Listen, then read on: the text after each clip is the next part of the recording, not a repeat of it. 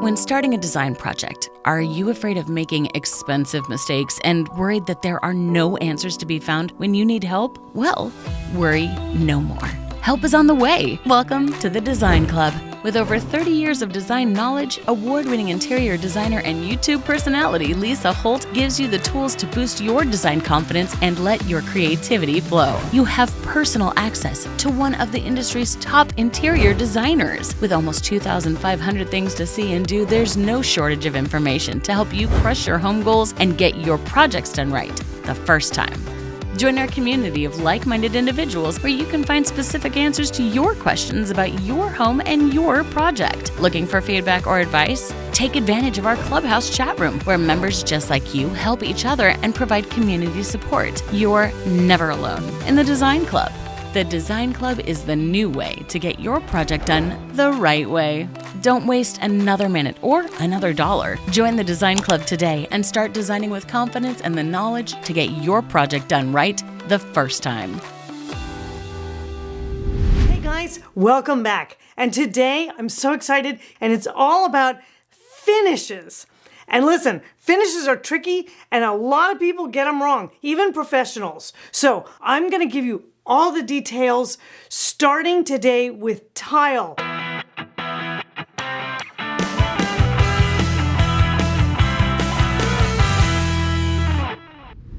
So today's episode is tile. Ooh, one of my favorites. But what do we mean when we say tile for interiors? Well, we're going to have to go on a history lesson for that. Tile is actually the oldest man-made material that we use in interiors. Archaeologists have found evidence of tile as early as the 13th century BC in Mesopotamia. That is so cool to me.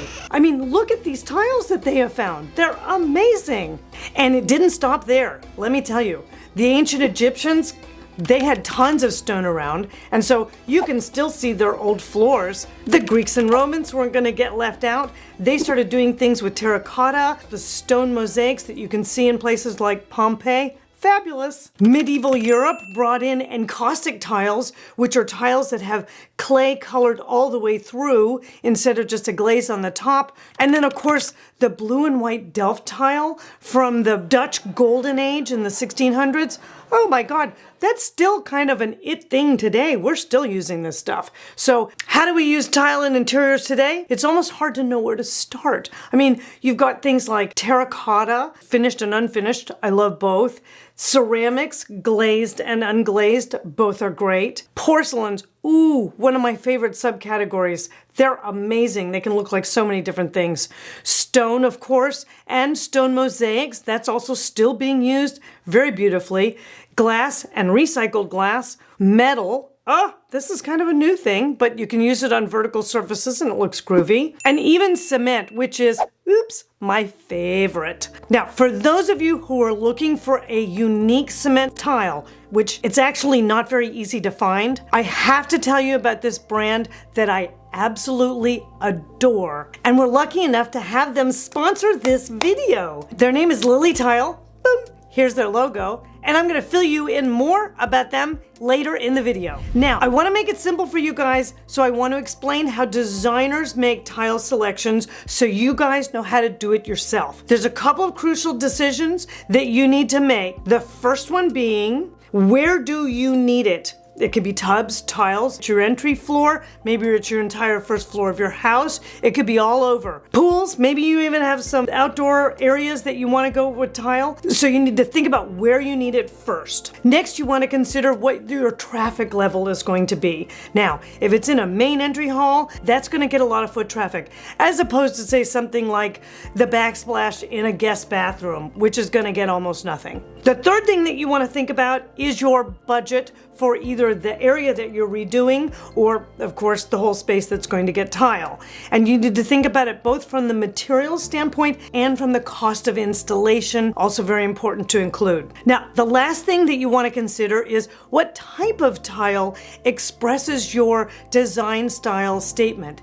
And I'm going to show you all about how to determine that at the end of the video. So when you're looking at choosing tile for any installation, walls, floors, anything, you have two choices here. You need to make a decision about what the main area of tile will be, and that would be called your field tile. And then the secondary area, if you're going to add an accent, would be your secondary or accent tile. When you're looking at your budget, here's the key.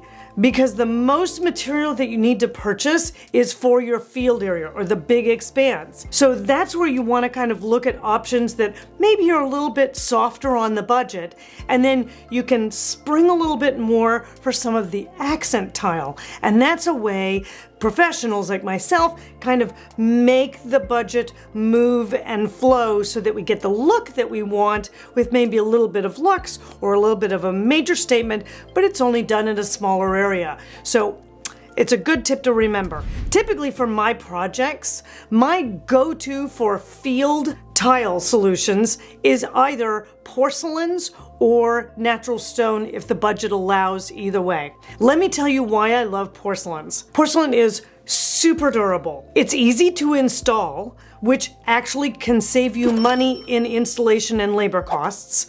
It's virtually waterproof, so if you needed to use it in a super wet area like showers and shower floors, absolutely no problem. And it comes in this huge variety of styles. Oh my gosh, this can look everything like woods. You can do stone. Of course, it can look like stone at kind of half the cost. You can do metal. I love this porcelain tile that I've done a lot on some fireplaces and in some specialty areas. And it looks like cold rolled steel. It's amazing. You can even get porcelains that look like cements or plaster finishes, or even other types of tile like cement tile. Now, natural stone is also a great solution for field tile because it's extremely durable, but it is considerably pricier. So I tend to like it a little bit more for maybe accent areas, but it comes in a huge variety of looks and style statements. Everything from like tumbled limestone if you're doing something kind of transitional or traditional and you want that softer look, or maybe a travertine. Travertines are great. Marble. Who doesn't love marble? Absolutely. There's also things like slate and bluestone. And then of course there's the stone mosaics, which work really well if you're, say, doing a bathroom area and you need that slip coefficient to be super tight. Then cutting that stone up into small pieces like they do for mosaics gives you that extra grit underfoot, which is really useful. So pro tip, guys, if you're doing a tile floor, I don't care where, bathrooms, your main entry hall, skip the polished finish. I know, it's beautiful, but the reality of it is, anybody in wet feet, just not a good solution. There's lots of great ones out there. You can do a matte finish, you can do a honed, flamed, leathered. There's all kinds of finishes out there that you can use when you're working on the floor. Now, if you're working on a field tile on the wall, make it mirror, it doesn't matter. But you really want to have a little bit of safety underfoot when you're doing the field tile selection for your floor. Now let's talk about accent tiles, because they're kind of the jewelry of the tile world, so to speak. And you really want to make a couple of choices here. You definitely want to choose a tile that references your style and can also create maybe a focal point. Like this is a beautiful image tile that's done in this bathroom, or I love this idea of the fish scale done in the glass inset into a regular blue tile in a shower. That's beautiful. Or even this black and white one where the field color is the white and then the accents are the little black squares in between. Those are all great and groovy solutions and obviously speak to the style that they're stating there. So one of my go-tos for accent tiles is actually cement tile. And if you look at a good cement tile, you can see on the edge that there's a full 3/8 of an inch of color all the way down. That's one of the reasons these products are so unbelievably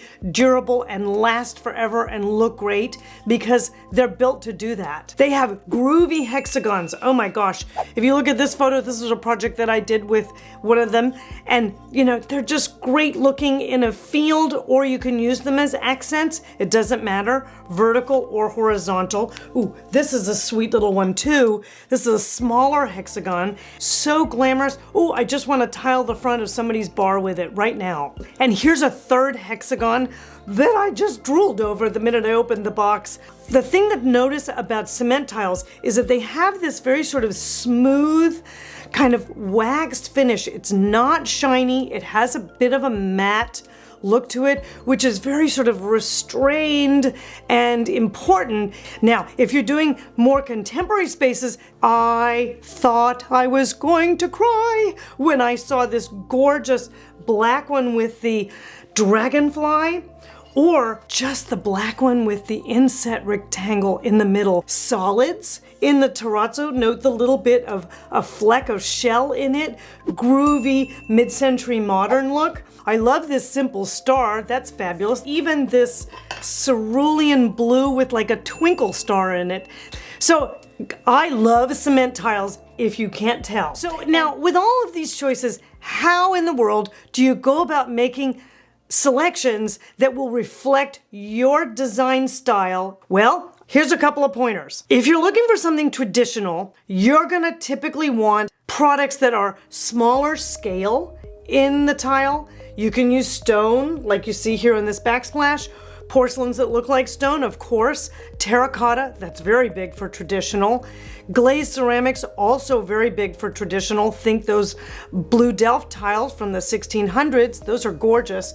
And of course, the pattern tiles like I showed you in Lily Tiles collection. Or, you can do stone mosaics. There's all kinds of options here that really can reflect and make a strong traditional statement, because tile and traditional go hand in hand. Perhaps you're looking for something a little bit more transitional. Then you're going to look for small or large. You can do both scales, that's not a problem. Again, you can use stones or porcelains that look like stone. Terracotta, again, but you might want to think about keeping it super clean as opposed to having it really look super aged. Glazed ceramics, again, some pattern tiles, but you may want to limit their use. Maybe you want to do them just in a powder room, or maybe you want to do just a single inset above a cooktop, or something simple with it. And then of course with transitional, you want to have a more muted color palette and maybe a little bit of a calmer option on some of your patterns.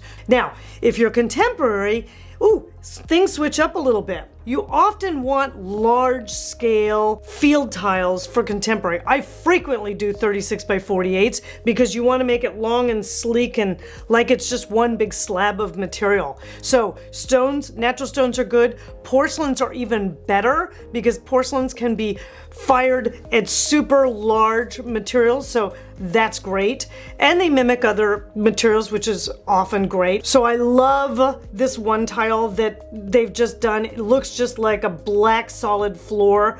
Ooh, that's amazing. You can also get them to look like cement. That's a very groovy look. Wood and stone, naturally you can do in contemporary spaces. You can do them textured or plain. I like this little kind of combination. It's a monotone, but it's all the same tile, just cut up into smaller pieces and then done in larger pieces as well. That's a very groovy contemporary look. Again, you want to stick to neutral colorways with that. Maybe a single tone for the field. If you're doing an accent, often the accent matches or is even simple, like this one huge fireplace. I just love that vertical installation of a stone-like porcelain that's over that fireplace. That's amazing looking. So one last detail when we're talking about tile installations and tile selections is you need to be mindful of your grouts. And let's understand how grouts impact your overall choice. So if you look at a traditional space, typically the grout is either a light color or a cement tone, and or it matches the field color of the tile so that it's meant to blend in and sort of not take away from the importance of the tile. However, when you start to move into transitional and contemporary, you can start to play with the color. For instance, here's a perfect example. This bathroom has a white chevron pattern to it, and they've chosen to do a black grout in there, which really accentuates it, but it also breaks up the pattern a little bit. So always think about how can your grout line be the most blended with the field so that you get the least amount of pattern, unless, and the exception is this, you want an entire wall of, say, all one color of Subway, and then you're gonna do an accent grout there. Then that's fine, and that makes a great transitional statement. Now, with contemporary, kill it back altogether. You want almost no grout line. Think about 1/16 of an inch. You can badger your tile installer to get that thin. It takes a bit of a comment, but you can. And that way it makes all of the materials look uniform and monolithic, which is what you're looking for when you're doing a contemporary tile installation. So now we've covered one of my favorite materials, which is tile, and you've gotten kind of the basics on it. So I want to say thank you so much to Lily Tile for being with us in this video. And they're just great, guys. You've got to definitely check them out down below. And if you're doing any work on your house this year, you want to make sure you check out these videos. And I'll see you next week.